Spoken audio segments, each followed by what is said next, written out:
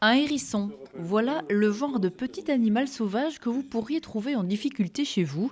Ils doivent peser au moins 500 grammes pour avoir une chance de passer l'hiver. Actuellement, beaucoup sont trop petits et se retrouvent chez Daniel. Ici, c'est l'accueil, hein. C'est ici que quand les gens apportent des animaux, qu'on les reçoit et qu'on fait un premier bilan de l'état de l'animal, voir s'il a été blessé, s'il est malade, ou si c'est un juvénile qui a perdu ses parents. Le clos de l'Olivier à Manuy-Saint-Jean existe depuis 1998.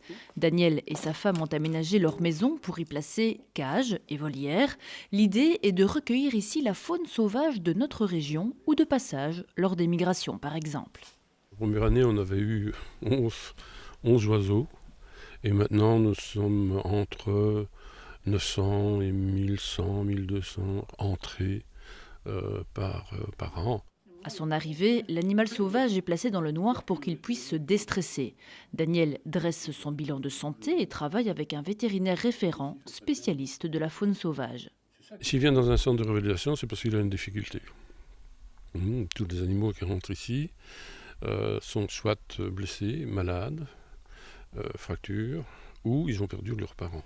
Cette cigogne, par exemple, a raté son départ de migration. Des oiseaux ou des petits passereaux arrivent ici avec une aile cassée.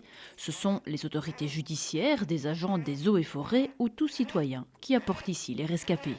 À partir du mois de février, la journée peut commencer à 4 heures du matin et se terminer à 23 heures. En ce moment, ce sont les hérissons qui ont le plus besoin d'attention. Chez vous, vous pouvez mettre à leur disposition des croquettes pour chats ou pour chiens avec de l'eau. Tous les pensionnaires de Daniel doivent un jour repartir à sa plus grande satisfaction. C'est un hôpital, donc notre but c'est vraiment de les remettre en état pour qu'ils retournent dans leur environnement. Et alors quand on les relâche, c'est un plaisir de les voir partir.